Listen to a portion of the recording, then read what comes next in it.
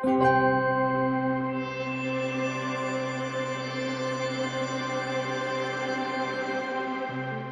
le Président de l'Initiative internationale 4 pour 1000, cher Stéphane Le Foll, Madame la Vice-présidente, Monsieur le Vice-président, chers partenaires et chers collègues, je suis très heureux d'intervenir à mon tour lors de cette 5e journée de l'Initiative 4 pour 1000.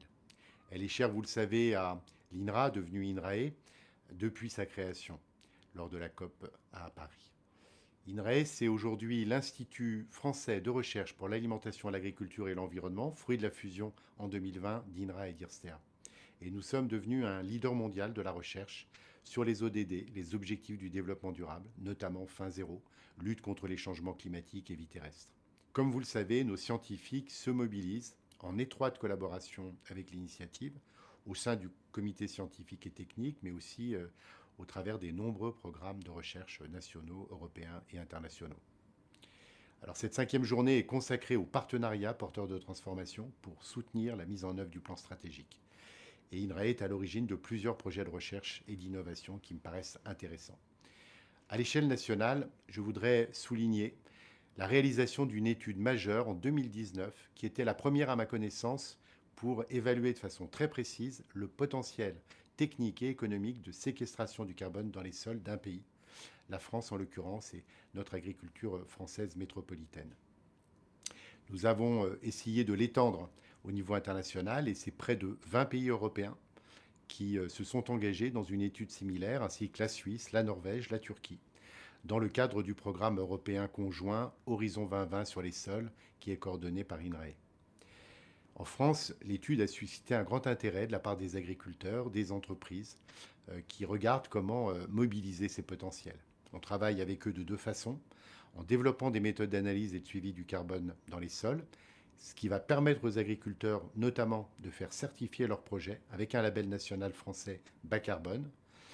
Et puis la deuxième voie, c'est de soutenir avec les agriculteurs et les entreprises des initiatives qui ciblent la transition agroécologique et le stockage de carbone dans le sol. Et nous voyons dès aujourd'hui les premiers résultats positifs de ces partenariats, ce qui est une très bonne nouvelle. Nous venons de lancer aussi, avec nos collègues du CIRAD et de l'IRD, une étude sur le carbone du sol dans les territoires d'outre-mer, ce qui est aussi intéressant au-delà de la France pour trouver des solutions qui vont être utiles dans des conditions tropicales. À l'échelle internationale, et avec le soutien de la Commission européenne, nous coordonnons la préparation d'un consortium mondial de la recherche sur le carbone du sol. Ce consortium a déjà été soutenu par le projet CIRCASA, financé par la Commission européenne. Et un second projet financé par la Commission va rendre opérationnel ce consortium et nous permettre de développer un large portefeuille de projets de recherche et d'innovation. Cette initiative arrive à point nommé en Europe. En effet, le Green Deal européen porte une stratégie ambitieuse pour l'agriculture et elle soutient la possibilité, dans la prochaine PAC, de mettre en place des écodispositifs pour permettre des paiements directs aux agriculteurs qui s'engageront dans les services écosystémiques comme la séquestration du carbone.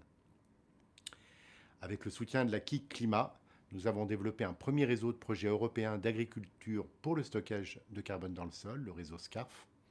Et nous sommes en train de préparer un nouveau projet, toujours dans le cadre du Green Deal, pour soutenir la transition des exploitations agricoles européennes vers la neutralité carbone.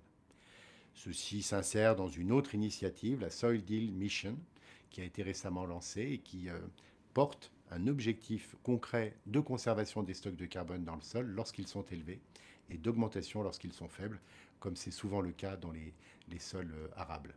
Je me réjouis de voir que l'initiative 4 pour 1000 dispose aujourd'hui d'un plan stratégique. Il va nous permettre de progresser, de nous engager dans une mise en œuvre à grande échelle. Elle soutiendra la santé des sols, elle soutiendra l'action pour la lutte contre le dérèglement climatique et elle soutiendra tout simplement la sécurité alimentaire de notre planète. Très bon débat à toutes et à tous et à bientôt.